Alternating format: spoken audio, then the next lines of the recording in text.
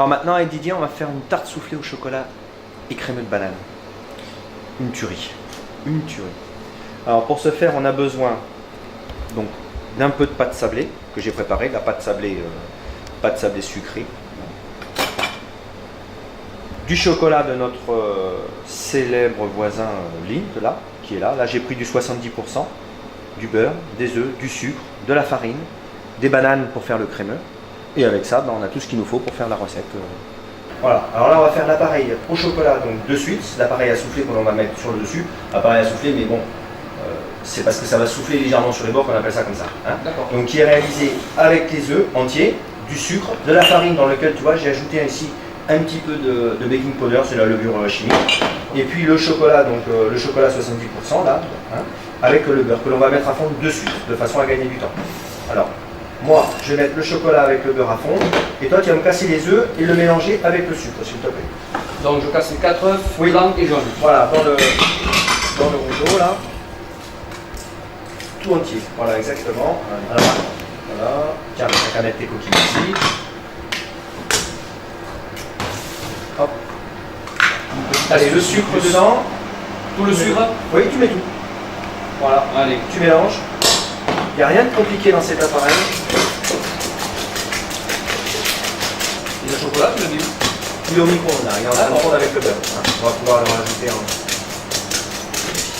Voilà, ça c'est bien. Ouais, c'est bon, c'est bon. Allez, tu peux ajouter ta farine. Alors là, il faut enlever les... Voilà. Éviter les grumeaux. Ouais. Comme dans les pâtes à crêpes. Il faut pas qu'il y ait de grumeaux, sinon ça va pas.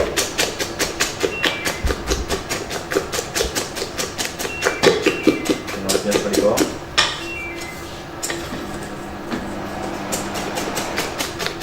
Surveille du coin de l'œil la pâte qui est en train de cuire là. Ça a l'air d'aller pas mal. Là j'ai mis le beurre et le chocolat à fond en même temps.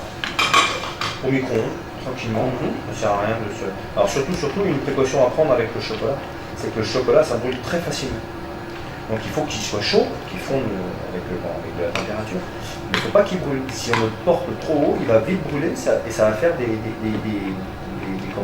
grumeaux, ouais, ça fait il se coagule, ça fait des gros grains. En tout cas, c'est brûlé.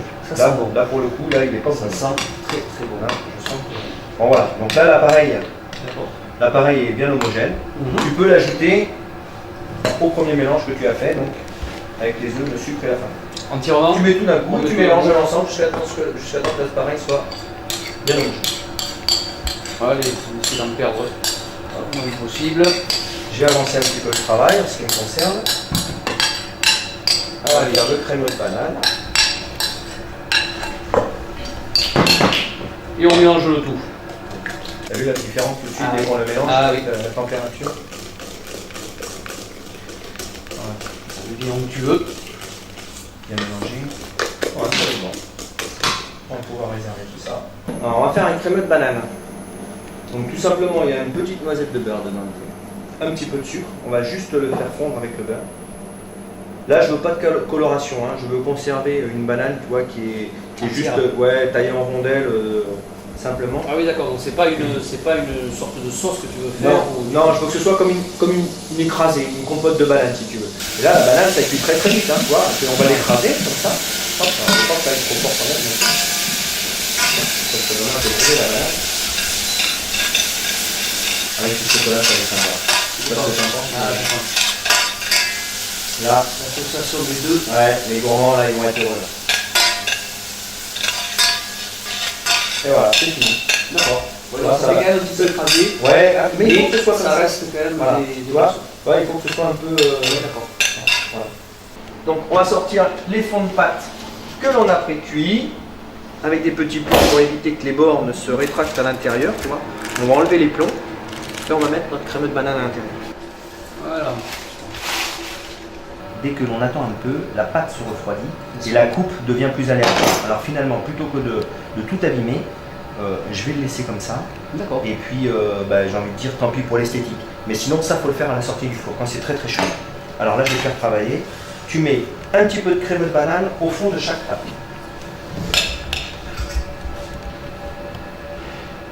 Voilà. Prends les morceaux un peu écrasés ou réécrasés un petit peu. Donc on fait un tapis un peu de. Oui, oui, Voilà. on a un peu, alors pas trop, juste. Voilà.